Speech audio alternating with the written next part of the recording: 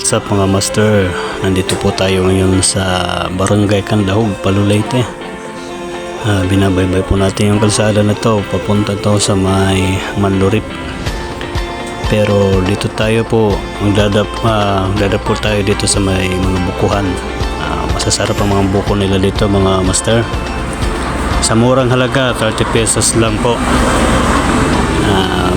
Mayroong isang buko ka na fresh. So, tahan natin.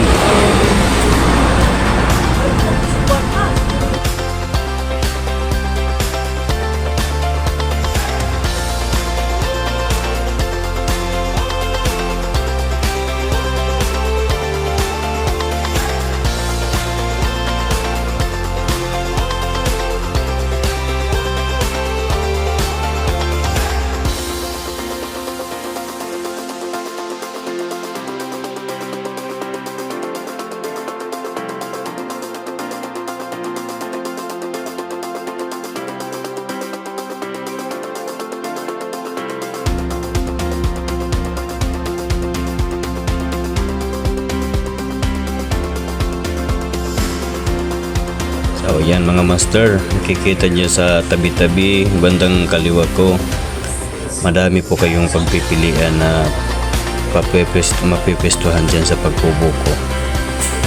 Ang magandang lugar na to, nakakapag-restore siya ng energy.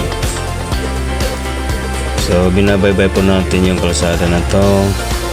Ito po yung papuntang Manlurip, San Jose, sakop ng Tacloban City. Pero ito ang lugar na to, sakop ito ng Palo. Ito po yung Barangay Candahog, Palo, Leyte. Pag magawi kayo dito mga master, puntahan nyo ang lugar na to at tiyak na magugustuhan nyo ang lugar na to.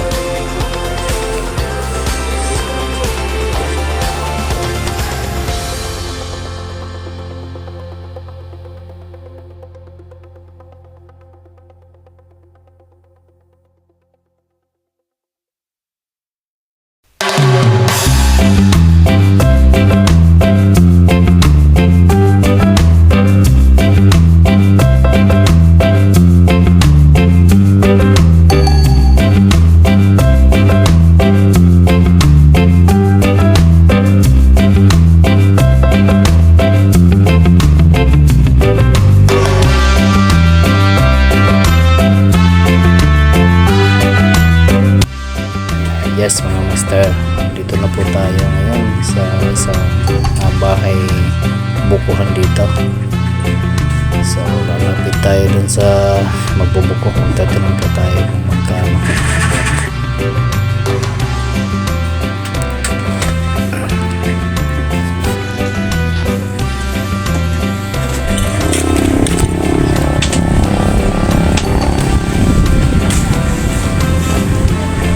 Buko na tagpera.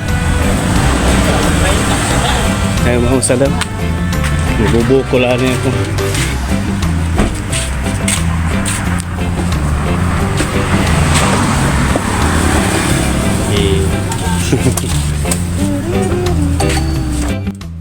So ayan mga master, nabiyak na ni Kuya yung buko. Pubutasan niya yan. Tapos yung binubutasan niya, dyan nilalagay yung straw. So yan, napagkapis talaga ng buko. Marami naman ditong pumupunta dito. Dalasan may mga kotse pa ngayon iba, galing ng malayong lugar. Talagang pinupuntahan talaga ito ng mga tao dito. Meron na yung mga turista.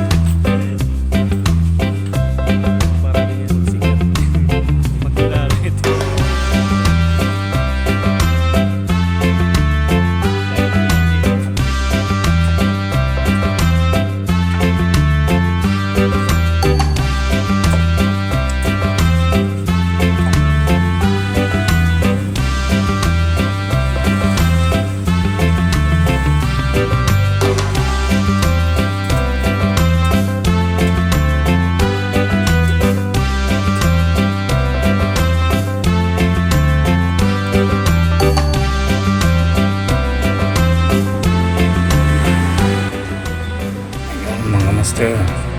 Naubos ko na yung sabaw. Napakasarap talaga, malinamnam.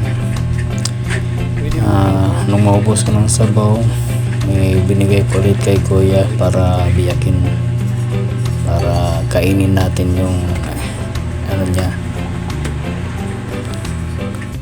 yung laman.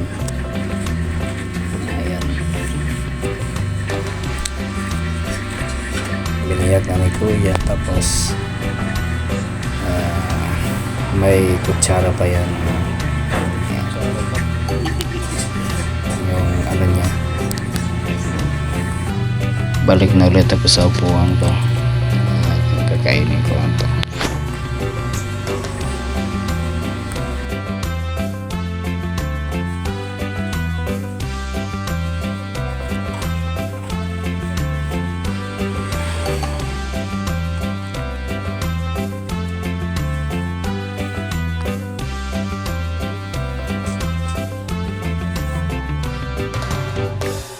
Napaka linamnam talaga mga master. Malinamnam talaga yung laman. Tanda talaga na ano to, presko pa. Ito dito.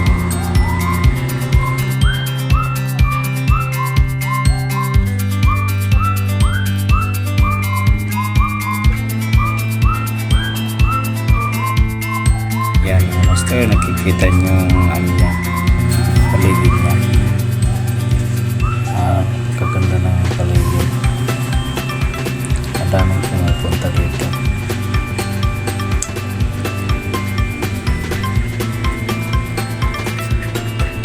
Kaganda ng ambience niya.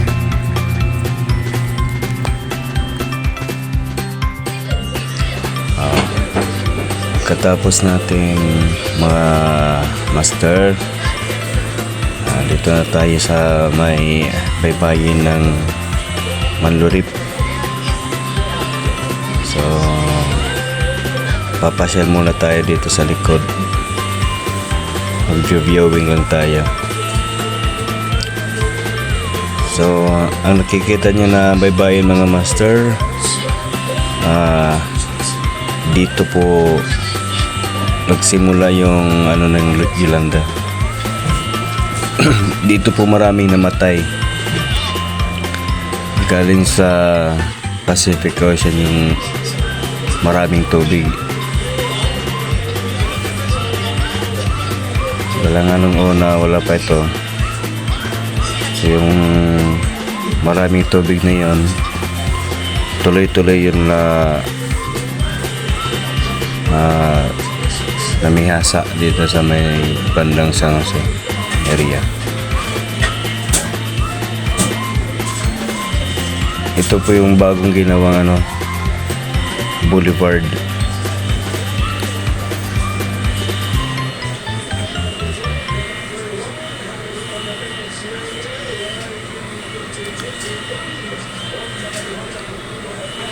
Medyo mahaba din ito.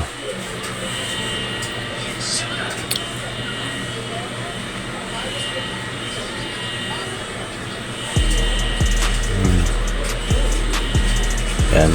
At ito po yung pabalik. Babalik muna tayo dun sa papuntang Balo.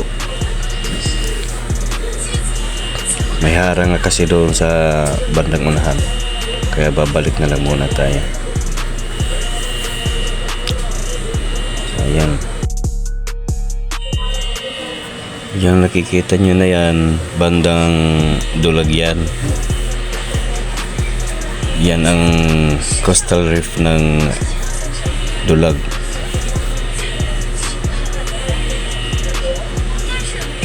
Ito mga master,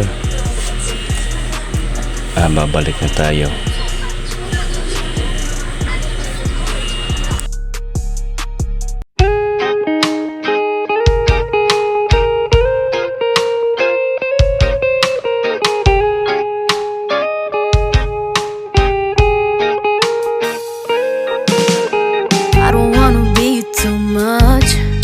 But I just wanna feel your love. I just wanna know how you feel, baby. I just wanna go where your love take me. I'm losing my sanity, you taking me under. For you I surrender, you're making me land on other side of gravity. Boy, you got me under. So, ito na ngayon mga master. Ito po yung daan papuntang Baybay San Jose. Ito yung binabaybay natin. Marami pong mga ano po dito sa unahan, mga kainan, magagandang mga resto bar.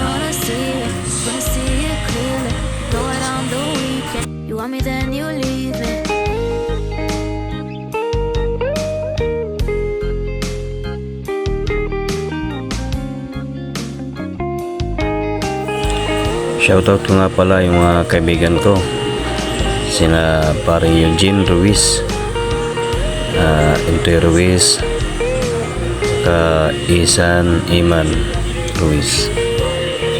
Kasama na rin yung pamilya nila, kina Ninong Eli tsaka Ninang Jenny. Shoutout ko rin yung mga kaibigan ko na magagaling ng casting. Ang grupo ko sa Abuyog Spot Anglers, sila Bro Roots, Bro Alex, Bro Alan, Bro Jason, saka si Bro Benji. Matagal na rin hindi kami nagkapag-casting kasi dala lang may kanya-kanya kami ginagawa. Siguro by next month.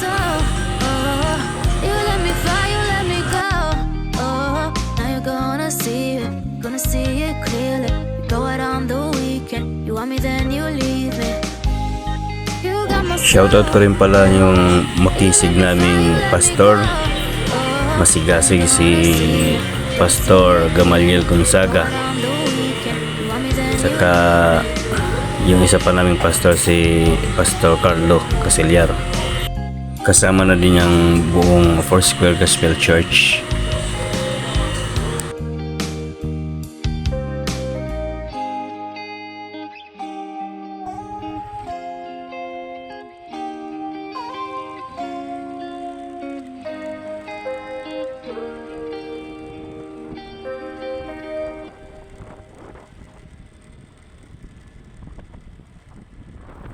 Malaki na yung pinagbago dito mga master, kasi dati before pa mag-Yolanda wala po ito dito. Nandito po yung mga mga bahay po nandito.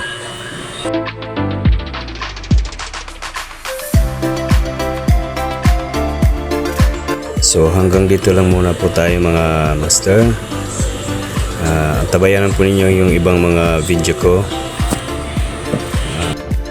Subscribe po kayo sa channel ko sa YouTube, sa Facebook page. Meron din ako sa TikTok.